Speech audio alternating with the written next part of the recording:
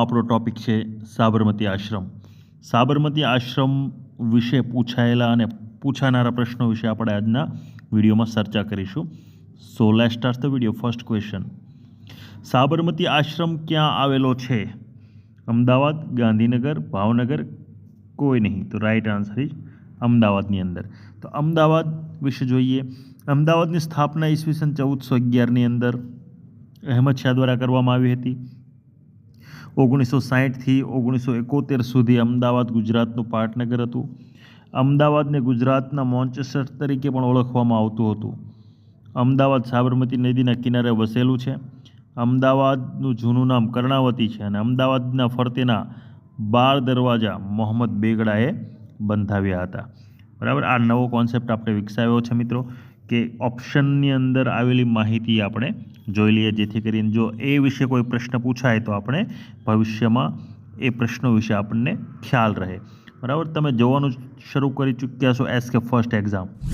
જો તમે નવા હોય તો please subscribe my channel.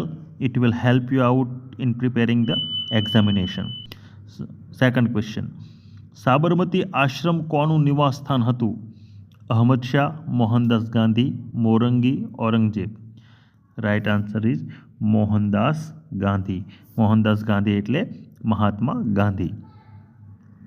Next question, Sabarmati આશ્રમથી મોહનદાસ કરમચંદ ગાંધીએ કઈ ચળવળ ઉપાડી હતી? ખેડા સત્યાગ્રહ, મીઠા સત્યાગ્રહ, બારડોલી સત્યાગ્રહ કે ઉપરના કોઈ નહીં? રાઈટ આન્સર ઇઝ મીઠા સત્યાગ્રહ એ ઉપાડેલી હતી. મીઠા સત્યાગ્રહ વિશેનો વિડીયો, ડિટેલ વિડીયો આપણી ચેનલ ઉપર ઉપસ્થિત છે, ઉપલબ્ધ છે, તમે જઈને જોઈ શકો છો. નેક્સ્ટ ક્વેશ્ચન, સાબરમતી આશ્રમમાં ગાંધીજીના નિવાસ સ્થાનનું નામ શું હતું? ગાંધી નિવાસ, મોહનદાસ નિવાસ, હૃદયકુંજ કે ઉપરમાંથી કોઈ નહીં? તો રાઈટ આન્સર ઇઝ હૃદયકુંજ હતું. આ પ્રશ્ન ઘણીવાર પૂછાઈ ચૂકેલો છે. નેક્સ્ટ ક્વેશ્ચન, ગાંધી સ્મારક સંગ્રહાલય ક્યાં આવેલ છે? સાબરમતી આશ્રમ, મોતી શાહી મહેલ, કાંકરિયા તળાવ, ઉપરમાંથી કોઈ નહીં? રાઈટ આન્સર ઇઝ સાબરમતી આશ્રમની અંદર આવેલું છે. સાબરમતી આશ્રમના આર્કિટેક્ટ કોણ છે? ચાર્લ્સ ડાર્વિન, ચાર્લ્સ કારીવા, લી કબુશિયાર કે કોઈ નહીં?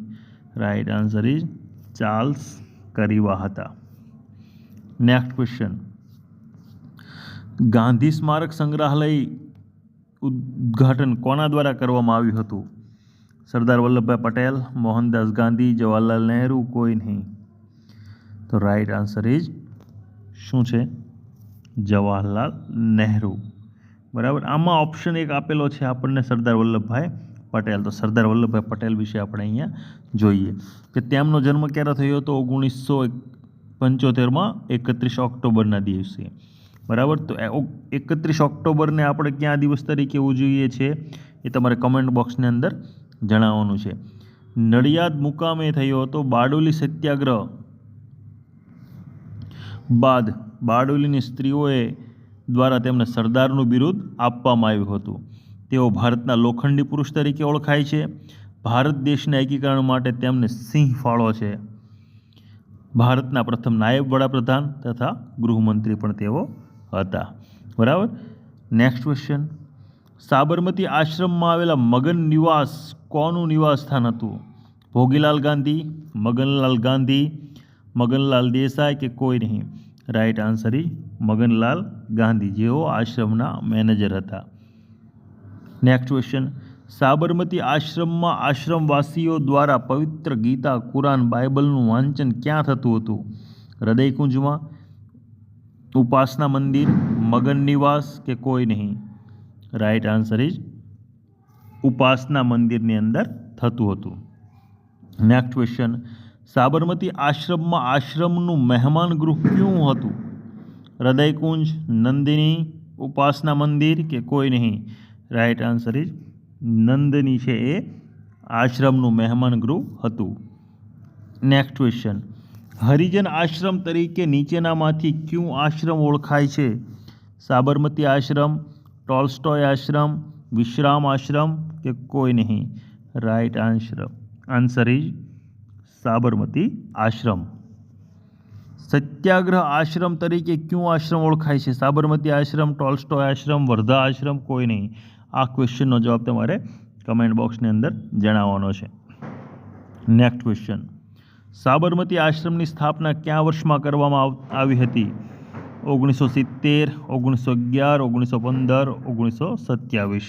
તો 1915ની અંદર કરવામાં આવી હતી જ્યારે ગાંધીજી ભારત આવ્યા. સાબરમતી આશ્રમ ખાતેના ગાંધીજીના નિવાસસ્થાનનું નામ હૃદયકુંજ કોના દ્વારા આપવામાં આવ્યું હતું? અંબાલાલ સારાભાઈ, કાકા સાહેબ કાલેલકર, રવિન્દ્રનાથ ટાગોર, ઉપરમાંથી કોઈ નહીં. તો રાઈટ આન્સર ઇઝ કાકા સાહેબ કાલેલકર દ્વારા આપવામાં આવ્યું હતું. કાકા સાહેબ કાલેલકરની માહિતી જોઈએ. કાકા સાહેબ કાલેલકરનું આખું નામ દત્તાત્રેય બાલકૃષ્ણ કાલેલકર. આ 100 વખત પૂછાયેલો ક્વેશ્ચન છે. તેમનો જન્મ મહારાષ્ટ્રના સતારામાં થયો હતો. હિમાલયનો પ્રવાસ તેમની પ્રસિદ્ધ કૃતિ છે. રખડવાનો આનંદ, જીવવાનો આનંદ, જીવનલીલા, ઓત્રાદી દિવાલો વગેરે તેમની કૃતિઓ છે. ગાંધીજી દ્વારા તેમને સવાઈ ગુજરાતીનું બિરુદ આપવામાં આવ્યું હતું. તેઓ પોતે મહારાષ્ટ્રના હતા છતાં એને સવાઈ ગુજરાતીનું બિરુદ ગાંધીજી દ્વારા આપવામાં આવ્યું હતું. સત્યાગ્રહની છાવણીનો આશ્રમ નીચેનામાંથી કયો હતો? સાબરમતી આશ્રમ, વર્ધા આશ્રમ, ટોલ્સ્ટોય આશ્રમ, ઉપરમાંથી કોઈ નહીં. Right answer is Sabarmati Ashram.